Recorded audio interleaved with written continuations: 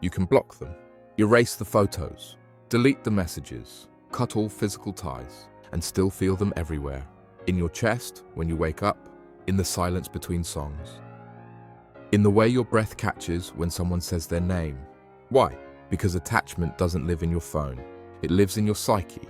Carl Jung understood this. He believed our deepest bonds aren't just emotional, they're psychic structures. You didn't just lose a person, you lost a part of your identity, the you that existed in their presence. And so, even when they're gone, something in you clings to the ghost. This isn't weakness, it's how the mind tries to preserve safety, the familiar, the known. But the danger is this: you begin to confuse pain with connection. The longing becomes addictive. Their absence becomes your new ritual. You replay memories not because they bring joy, but because your mind would rather feel something than face the emptiness that healing requires. Detachment doesn't start with cutting ties. It starts with confronting the internal attachment, the belief that you need them to feel whole. Jung wrote, "Man's task is to become conscious of the contents that press upward from the unconscious." So the question is not, how do I stop missing them? The question is, what part of me still believes they complete me? Until you answer that, you'll be haunted by someone who left long ago. You weren't just attached to them, you were attached to who they represented, or rather, what you projected onto them. Carl Jung warned us, we always see our own unavowed mistakes in our opponent, but it's not just enemies we project onto, it's lovers, friends, people we can't stop thinking about, even when they've hurt us. We fall for their light, but also for their silence, for the hope we stuffed into the spaces they never filled. They weren't the one who made you feel whole. You did that through the story you built around them, through the meaning you assigned to every touch, every conversation, every moment of attention. You loved the way they made you feel about yourself, but that feeling wasn't coming from them. It was coming from the version of them that lived in your mind. And that's what makes detachment so difficult. You're not just grieving a relationship, you're grieving an illusion, and illusions die slow. To mentally detach, you must strip away the fantasy, even if it hurts. You must meet the real person underneath your projections, see their limitations, acknowledge the ways they never truly saw you, accept that they were not your home, just a mirror reflecting a part of you back. When you stop chasing the projection, you begin to reclaim the parts of yourself you handed over. That's not losing them, that's finding you. You're not holding on to them, not really. You're holding on to the hope that it could have been different. The hope that maybe one day they'd realize what you meant, that they'd come back, that the version of them you believed in would finally show up. Carl Jung believed that much of our suffering comes from our resistance to what is. We don't grieve reality, we grieve the fantasy we built in place of it. And that hope, it's seductive. It whispers, maybe they'll change, maybe this pain will mean something someday. But here's the truth no one wants to admit.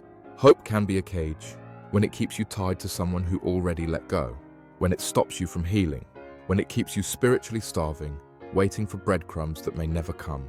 You're not waiting for a person, you're waiting for closure, for justice, for an apology you may never get. But closure isn't given, it's created. Hope must evolve into something deeper, not a wish for reunion, but a commitment to yourself.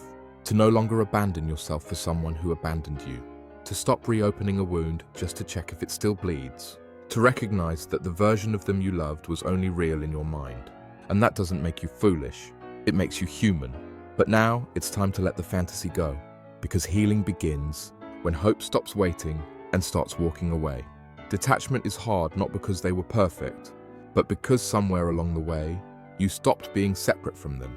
You made their moods your responsibility, their approval your oxygen, their presence your home. Carl Jung said, the most terrifying thing is to accept oneself completely. But when we don't, we try to find pieces of ourselves in other people. We shapeshift to be wanted. We trade authenticity for attachment. And when it ends, even if it was toxic, even if they were never truly present, we feel like we've lost a part of ourselves. Because we have. You gave them access to parts of you that were never meant to be outsourced. Your worth, your peace, your identity. And that's the root of the ache you're feeling now. They didn't take you with them. You gave yourself away. So, detaching isn't just about forgetting them. It's about finding the fragments of you that got scattered in the name of love. The part that silenced itself to keep the peace. The part that ignored red flags to avoid being alone. The part that tolerated being half seen just to feel halfway held. That's the real wound.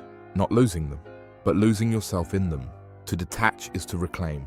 To say, I am no longer waiting to be chosen. I am no longer defining myself by the way someone else failed to love me. I am not half a soul looking for completion. I am returning to myself. And this time, I'm staying whole.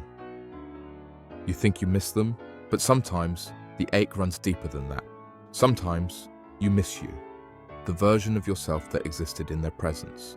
Carl Jung said, people will do anything, no matter how absurd, to avoid facing their own souls. And we do it all the time, especially in love. We lose ourselves in the reflection of another, and when they disappear, so does the mirror. That's why it feels like part of you died, not just because they left, but because the self you became around them no longer exists. Maybe you laughed louder, dreamed bigger, felt wanted, felt alive, or maybe you clung to chaos, mistook anxiety for connection, confused emotional hunger with love.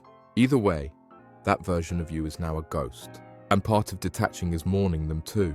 You're not just grieving a person, you're grieving a role, a rhythm, a world that no longer fits.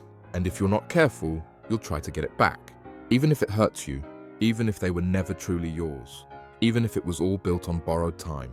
Because the pain feels safer than the unknown. Because identity formed through another is harder to untangle than any emotional knot. But you are not who they saw, or who you became for them. You are something deeper, wider, more whole. Detachment is not erasure. It's remembering the self you forgot you were, and choosing, this time, to keep that version for you. Carl Jung taught that what we love in others is often a reflection of what we've disowned in ourselves. You didn't just fall for them. You fell for the light you saw in them, the tenderness, strength, or sense of home you've been searching for. But here's the truth. Much of what you loved wasn't even about them. It was about what you projected onto them. The potential, the safety, the fantasy of being fully seen, fully wanted. You gave them traits they never truly embodied. You painted over their red flags with the colors of your longing. And now, as you try to detach, you're not just pulling away from a person. You're pulling your own soul fragments back from where you scattered them. That's why it hurts so much. Because you weren't just letting go of someone. You were letting go of your idealized self too. The version of you that felt enough if they stayed. But Jung said, until you make the unconscious conscious, it will direct your life, and you will call it fate. So ask yourself, what did they represent for you? What inner void did their presence fill? What part of you felt alive only when you were loved by them? When you answer that, you start to reclaim your power. You begin to detach not with bitterness, but with clarity. You stop chasing the illusion and start integrating the parts of yourself you've been outsourcing. You don't need them to feel whole. You just need to remember they were never the source. Most people think moving on is about getting over someone. But Carl Jung would challenge that idea. Because you're not just grieving the person, you're grieving the part of you that was wrapped around the attachment. This isn't about forgetting them. It's about untying the psychological knots that formed when you believed they were essential to your story. You were bonded, not just by love, but by unmet needs, unconscious wounds, and silent hopes. And when those threads start to unravel, it feels like you're coming undone. Jung wrote, there is no coming to consciousness without pain. Detaching is painful because it's a death, not just of a connection, but of an identity you formed in relation to them. You start to realize you weren't just attached to who they were, you were attached to who you were when you were with them. The version of you that felt worthy, chosen, wanted, even if only temporarily. Now, without them, you're face to face with emptiness. But that emptiness isn't a void. It's an invitation, a blank canvas, to redefine who you are without their reflection, to build self-worth that doesn't rely on someone else staying. The grief might whisper, you lost something, but the soul knows. You're actually finding something deeper, truer. You detach not by force, but by courageously mourning what never fully existed and returning to what always has, yourself. Carl Jung believed we're all on a journey toward individuation, the process of becoming whole, fully ourselves, independent of the personas we wear and the attachments we cling to. And this is where true detachment lives. It's not about apathy. It's not about pretending you never cared. It's about liberation from the illusion that your peace, your worth, your future depends on them. You may still think of them sometimes. They may still cross your dreams or echo in familiar places. But the ache doesn't rule you anymore, because you've learned to anchor your center in something deeper than them. You've walked through the grief. You've sat with the shadow. You've witnessed yourself crumble and watched yourself rebuild. You stopped chasing closure from someone who couldn't give it, because you realized the closure was never theirs to grant. Jung said, "Until you make the unconscious conscious, it will direct your life and you will call it fate." But now, fate is no longer in the hands of someone who didn't choose you. It's in yours. Detachment doesn't mean erasing the past. It means integrating it, letting the lessons shape you, without letting the pain define you. So if you're wondering how to let go, it begins when you stop looking to be saved and start looking inward. That's how you reclaim your power. That's how you become whole. And that's how you finally detach, not from love, but from the illusion that you were never enough without it. If this series helped shift something in you, don't keep it to yourself. Share it with someone still holding on. They might need these words too. And if you're ready for more wisdom like this, subscribe for the next journey.